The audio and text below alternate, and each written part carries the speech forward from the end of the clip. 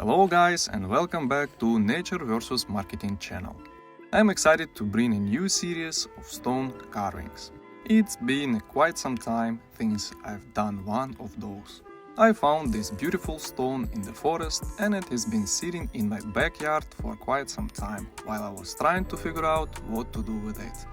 After watching the stone through every angle possible, new ideas start appearing in my head. The day finally came to make a modern stone sculpture. Let's go through the process, which I'm very happy to head back into it. If this video inspires you to do one like those pots, I recommend you to use an angular grinder with a diamond discs and drill with a diamond cup to cut the stone properly. Also, I have a set of different discs and heads to give some shape and polish the stones.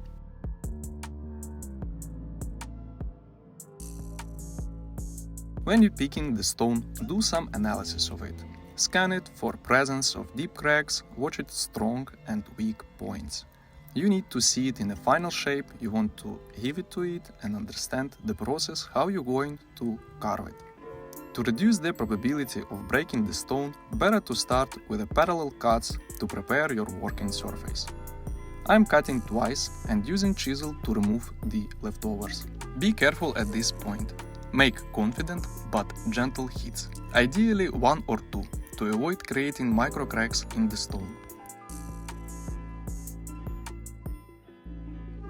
After you see the shape getting its place, you can start working with a diamond cup to cut the desired depth of the pot.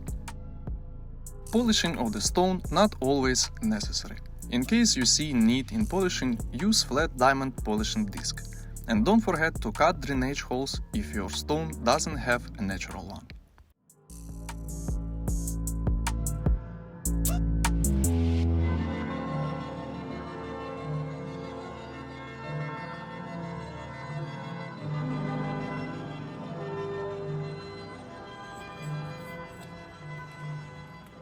First session of work.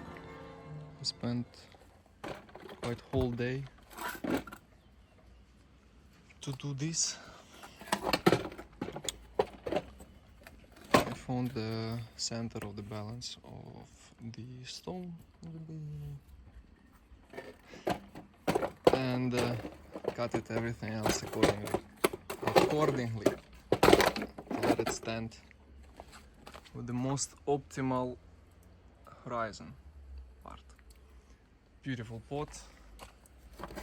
I think I'm going to make a drainage holes, maybe fix some of those parts, but I'm already afraid to continue working too deep with it because as you can see the thickness of the walls, this is like a plate. So yeah, hopefully it will stand strongly.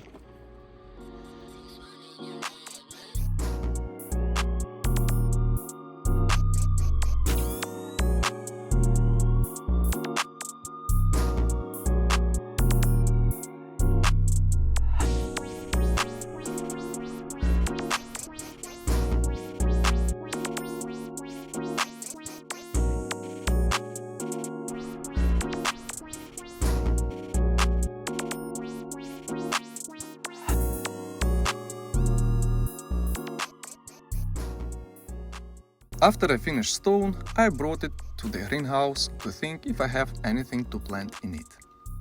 Later, I received a phone call and while I was talking, I appeared next to the stone and my hands started doing what they usually doing. In the end of the call, I ended up with a complete bonsai forest composition. I used 3 red cypresses, 1 big and 2 small, to underline the age of first one. Also, I used a live moss for the top dressing and it's doing just great. There is a small addition in this composition that I like very much. It is a piece of driftwood that I found earlier, and in this composition it brings very strong feeling of maturity of the forest, feeling of the scale. It turns on my imagination and I'm guessing about its story, how big it was, what was its shape, how great it was looking. And it makes you think about perspectives, how beautiful and big would grow your bonsai forest.